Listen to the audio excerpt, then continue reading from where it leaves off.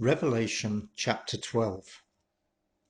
A great sign appeared in heaven, a woman clothed with the sun, with the moon under her feet, and a crown of 12 stars on her head.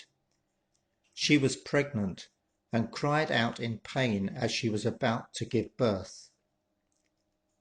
Then another sign appeared in heaven, an enormous red dragon with 7 heads and 10 horns and 7 crowns on its heads. Its tail swept a third of the stars out of the sky and flung them to the earth. The dragon stood in front of the woman who was about to give birth, so that it might devour her child the moment he was born. She gave birth to a son, a male child, who will rule all the nations with an iron scepter. And her child was snatched up to God and to his throne. The woman fled into the wilderness to a place prepared for her by God, where she might be taken care of for 1260 days. Then war broke out in heaven. Michael and his angels fought against the dragon, and the dragon and his angels fought back. But he was not strong enough, and they lost their place in heaven. The great dragon was hurled down, that ancient serpent called the devil or Satan, who leads the whole world astray.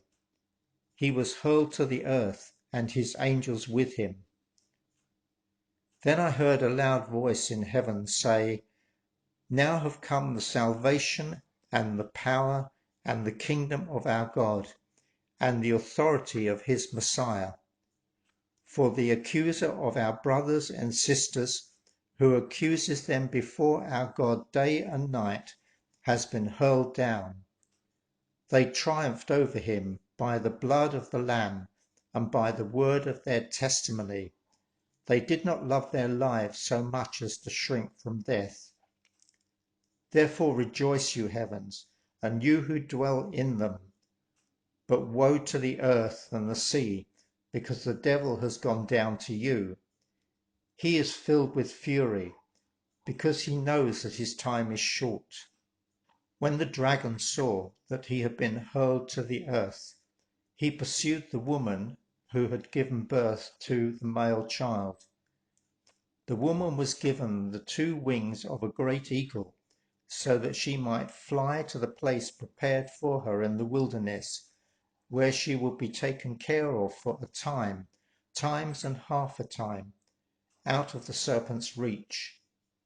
Then from his mouth the serpent spewed water like a river, to overtake the woman and sweep her away with the torrent. But the earth helped the woman by opening its mouth and swallowing the river that the dragon had spewed out of his mouth. Then the dragon was enraged at the woman and went off to wage war against the rest of her offspring, those who keep God's commands and hold fast to their testimony about Jesus.